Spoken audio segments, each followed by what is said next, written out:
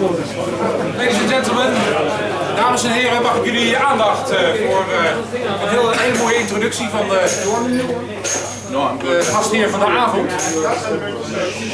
Die het een en ander gaat vertellen over het merk Rocky Patel en hoe het is ontstaan, maar vooral hoe het sigaar ontstaat.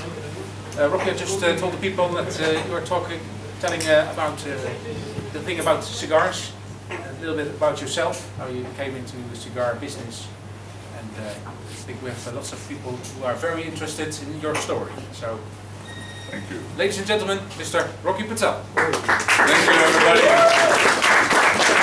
First of all, it's a pleasure to be here in Holland. I really enjoy this country. I think it's beautiful, and the best part about this country are the people. I think they're the friendliest, happiest people in the world, and I can attest to that because I grew up, I was born and raised in India. I lived there 14 years, and then I moved to a small town in the United States called Green Bay, Wisconsin.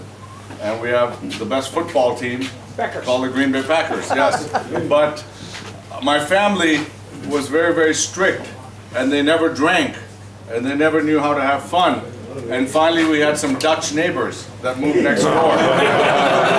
And now, because of the Dutch neighbors, my parents drink and dance on top of tables. And I remember one day we had a swimming pool, and all of a sudden the Dutch neighbors came over and they were swimming naked. And next thing you know, my parents were like in shock and everything, but now I can say my parents swim naked too. So the Dutch has been a very good influence in my family. The names are Herman and Jose Janssen, and they're lifelong family friends, and they've been great. And since then, I've admired Holland, and they've been great friends. So thank you all for taking important time out of your life to come visit us and join us for a cigar. This is truly an art form. It's a culture that's transcended over generations. By the time we put a seedling in the ground to the time you get a cigar in a box, takes 4 to 5 years. 300 different hands touch the tobacco. It's a labor of love. There's so much work that goes into making a cigar, and the steps are very, very meticulous, and you have to make sure that you spend a lot of time in quality control in order to get great, consistent cigars. It all starts in the seed beds. You have seedlings that grow about this big. They get transplanted in the farm. In the farm, you have 2 different types of tobacco. You have sun-grown tobacco and shade-grown tobacco. The difference is sun-grown tobacco is grown in the sunlight. Shade-grown tobacco, you literally put like a cheesecloth covering. It blocks 75% of the ultraviolet rays. The plants get 8.5, 9 feet tall. The leaves are very, very thin and big, mostly used for a wrapper that goes on the outside of the cigar. Sun-grown tobacco is very heavy tobacco, thick tobacco, and that goes in the filler, which is in the middle of the cigar. What we do is we classify the plants when we're picking into 3 different sections. The top section, the top third of the tobacco plant, is the heaviest tobacco, the thickest in viscosity, thickest in texture, and it's called ligero. You get the richest flavor. The middle third of the tobacco plant is medium-bodied in texture, medium-bodied in flavor, and it's called viso. The bottom third of the tobacco plant is very thin, very light tobacco, goes in the mildest cigars, and it's called seco. So when most factories make a blend, they use a little bit of ligero, viso, or seco to make up the actual blend of the tobacco. The problem with that is the following. Let's say I decide to make a heavier, richer cigar, and I take the top third of the tobacco plant called ligero. When that bale comes into the factory, if one roller gets leaves from the very, very top of the tobacco plant, still classified as ligero, another roller gets leaves just a little bit lower in the plant, still classified as ligero, you're going to have inconsistency in the strength and flavor of the cigar because one leaf is a little thicker and one leaf is a little lighter, even though it's classified as ligero. In order to avoid that, what we do with the plant is I break it down into more distinguished, defined characteristics that I call primings. So when we start picking the tobacco, it's the first priming, second priming, third, fourth, fifth, sixth, all the way to the 8th priming. So when I'm making a blend, I'll say I want the 8th priming from a particular plant in Esteli, Nicaragua. I want the 7th priming from a particular farm in Honduras, the Jamastran region.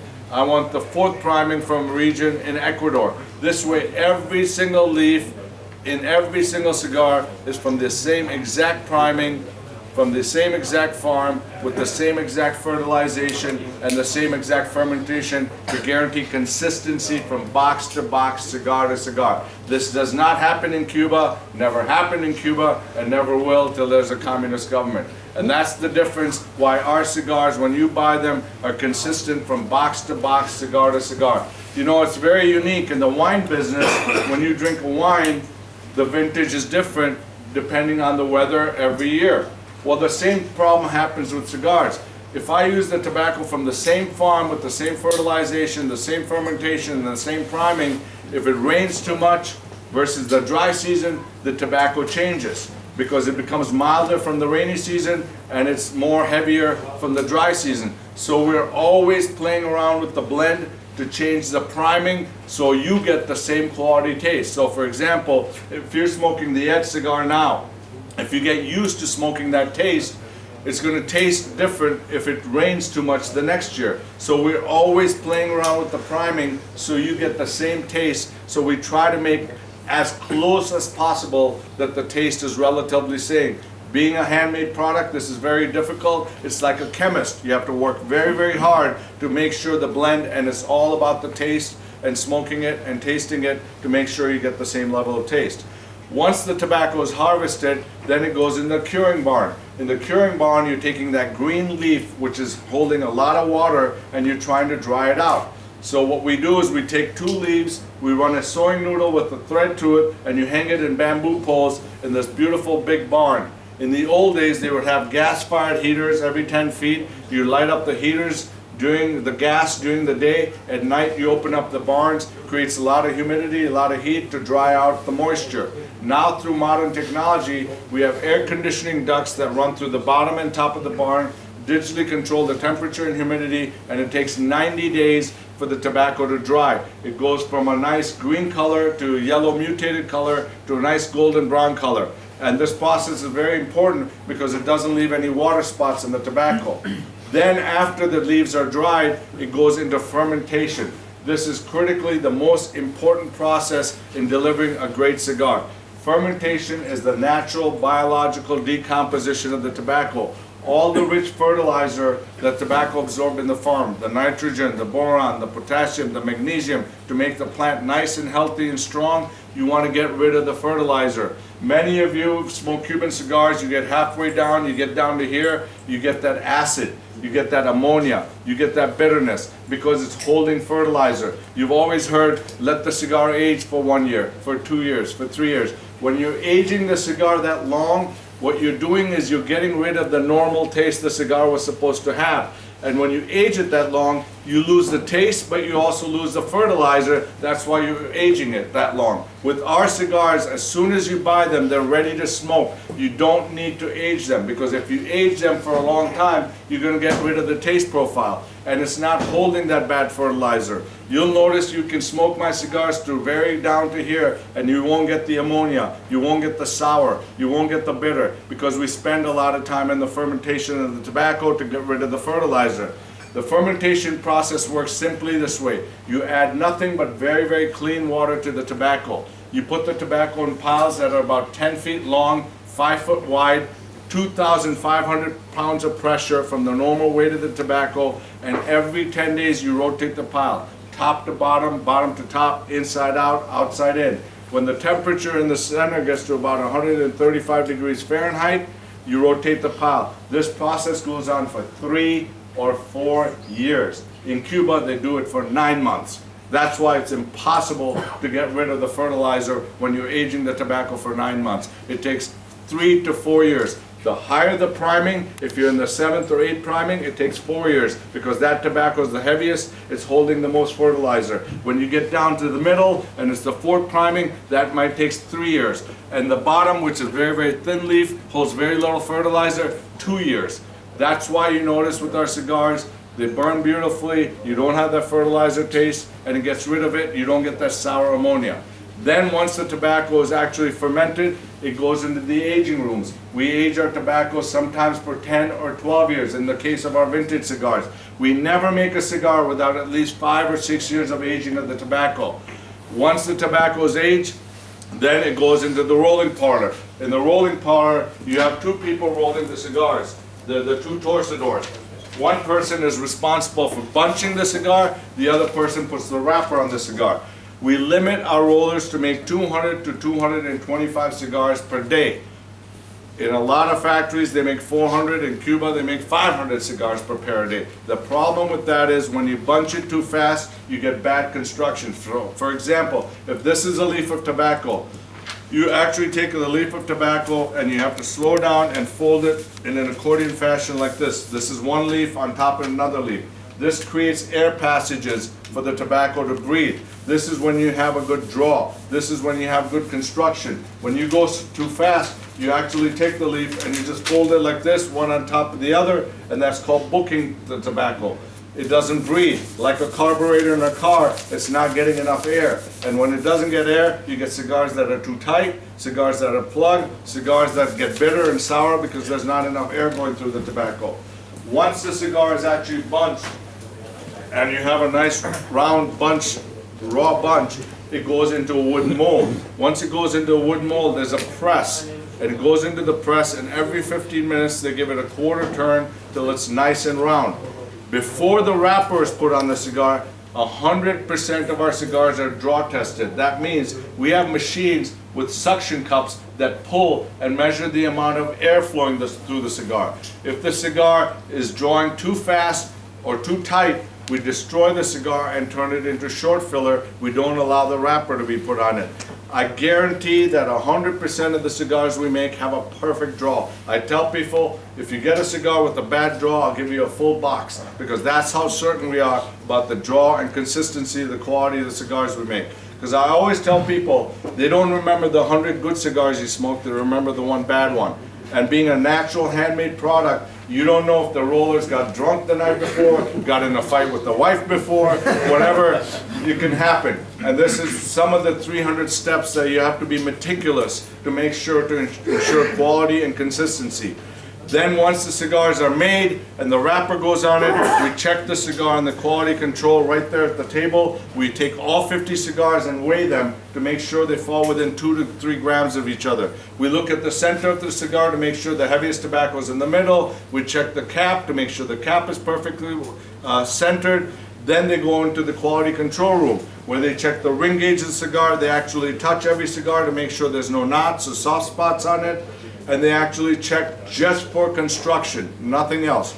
Once the construction is perfect, they go into the aging room. Once they go into the aging room, there they sit for anywhere from 4 to 6 months. The heavier tobacco, which is Maduro, which is very, very dark, and Maduro is simply the name for a color. It usually is from the 7th and 8th priming. The leaf goes through 4 years of fermentation, the sugars crystallize, they come to the top, and that's where you get that rich, dark brown color. So when you see a cigar that is very, very dark, it's because the tobacco has been fermented for 4 years. It's not just necessarily heavy, it's just the tobacco has been fermented for a long time, and that's where you get your Maduro from.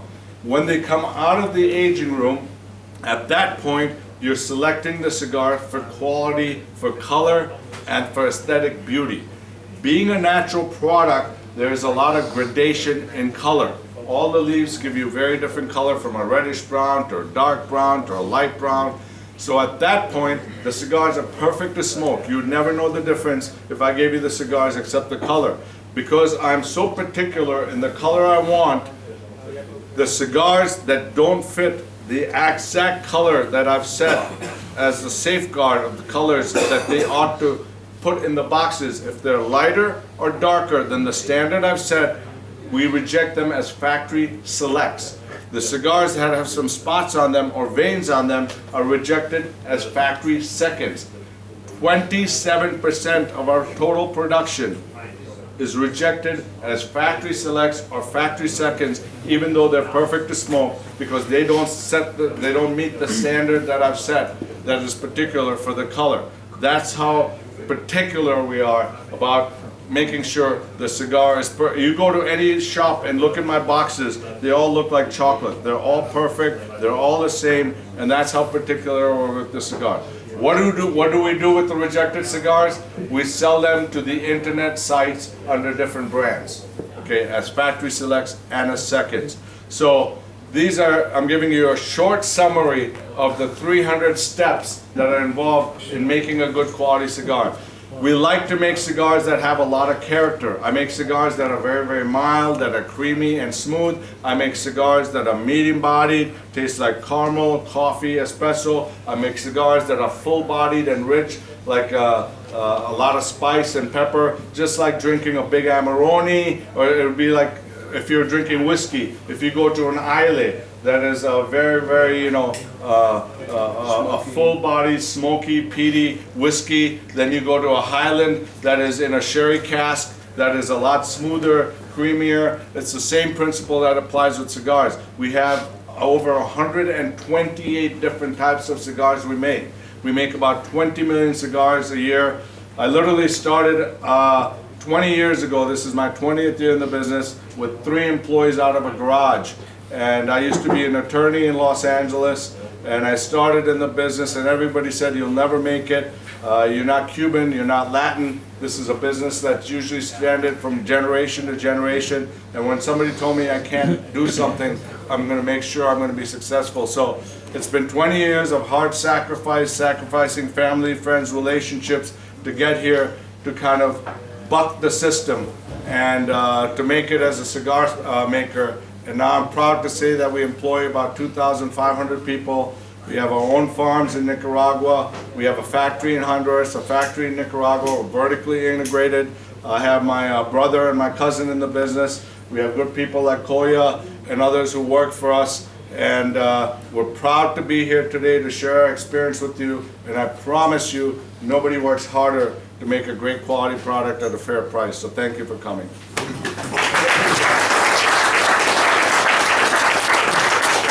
Any questions? Yes. Yes. You make a lot of different types of cigars. Correct. I'm a beer brewer. In the beer world, it's very common to pair food and beer. Should that be possible with cigars? Absolutely. In fact, a lot of times we do a lot of pairings with single malt whiskeys, scotches, rums. One of my favorites is red wine. I think red wine pairs very, very well. There's been a misnomer with cognacs. I think the problem with cognacs is the alcohol content is so high in some of the cognacs that it takes away from your taste palate. So I think cheese, wine, single malt scotch, a good rum is an excellent pairing with a cigar. And food definitely affects the quality of the taste. You can smoke one cigar one day depending on the type you had as a food pairing or lunch or dinner, and it will taste totally different with any other type of food. And the other thing that affects cigar taste a lot is humidity. If you don't have the right humidity, if the cigar is too dry, or if the cigar has too much humidity, it's going to completely change the palate. Cigars are very, very sensitive to humidity and temperature. So you have to have the right humidity and the right temperature, otherwise you'll notice the difference. So if you smoke the cigar in the desert versus the mountains, it will actually taste the palate and taste that you get from the cigar, which is a very important fact. Anybody else? Don't be shy. What's the best humidity for keeping your cigars? I prefer to have it at 70% relative humidity, and I actually like to store the cigars at about 65°F. So, you know, I prefer it a little cooler than warmer. And I think the cigars give a better taste when they're a little cooler and 70% humidity.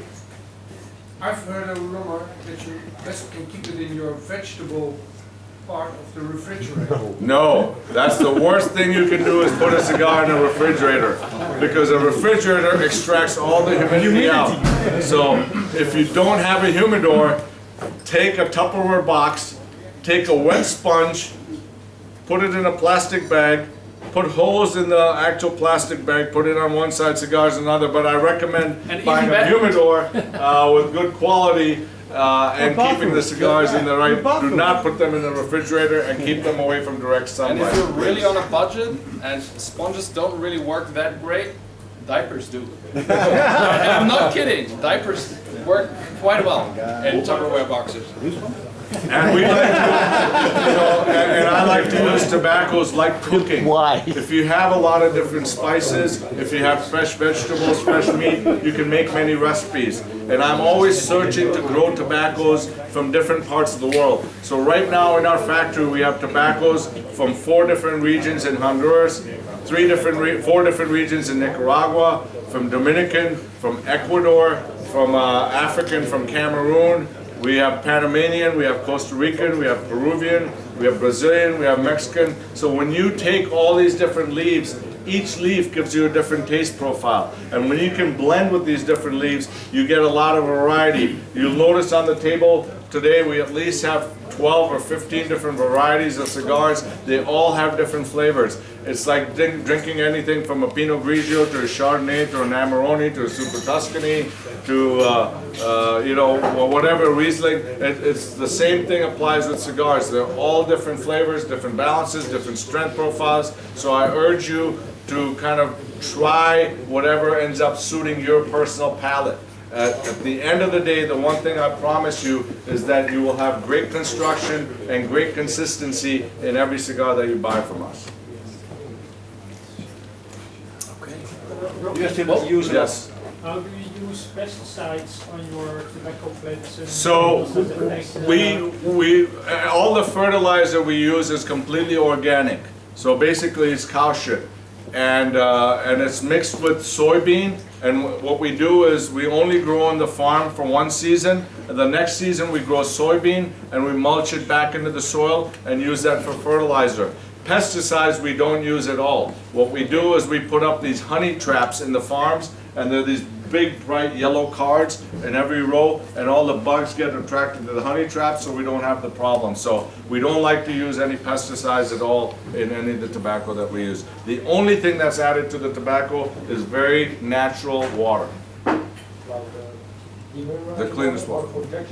Pardon me? What kind of water for Jackson or the energized water? The water is basically water that we either have wells or we have rivers. And then it goes through a process where we actually take the water and clean the water to the cleanest possibility possible.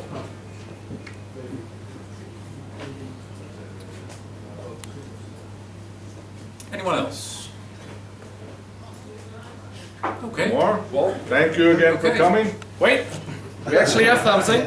And now you have to do impromptu because you didn't want my questions. We have a raffle. We have 3 prizes for you guys, and Rocky is going to ask some yes or no questions. And usually we do it with, you know, cigar and mouse, but actually, wow, what a turnout! I mean, what a huge crowd for very short notice. You know, in Germany I have to give like 4 or 5 months head start to have an event like that. So thanks a lot for organizing that. Thank you all for coming. So I think a show of hand is probably better because it's easier to then count people with cigars in their mouth. So yeah, don't go away. No, I'm not No. So Rocky is gonna ask you out of the story that he just talked about. He's gonna ask you yes or no questions, and A is gonna be hand risen, and B is gonna be nothing. So. And then, you know, until we come to the last people. Go ahead. All right, so the first question in my speech, if anybody can remember, I talked about the top third of the tobacco plant, and I described the heaviest tobacco and I gave it a name.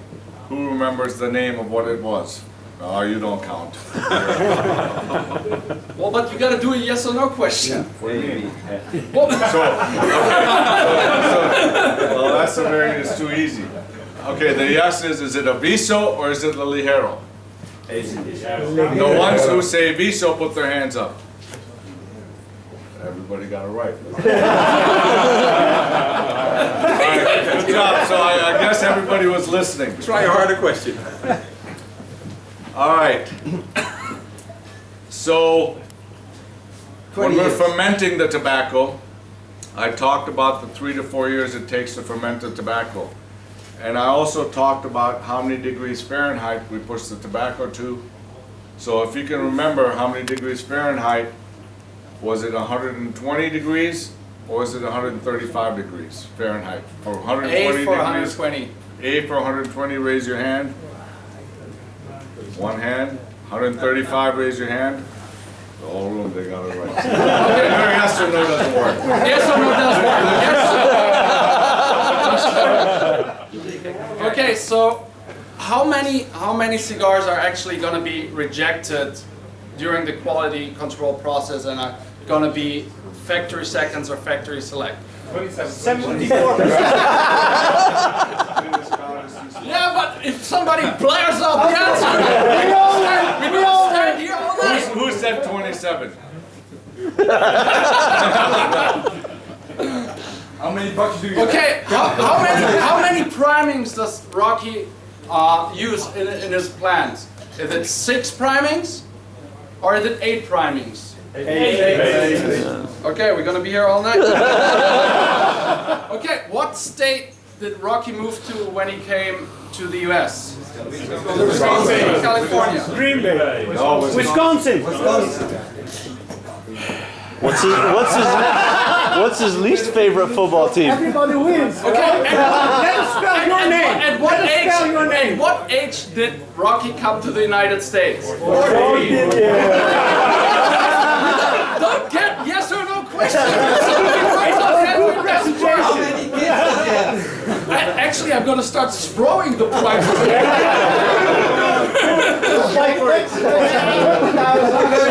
Well, now Rocky has to take over for another 5. So here's what I suggest. Because we have such a great crowd and they're so good, what I like to do is buy everybody a cigar on me. And I will replace it for you. So everybody here, thank you for being attentive. And please come visit us at the table. And I'd like to each give you a cigar on me. Thank you. Thank you.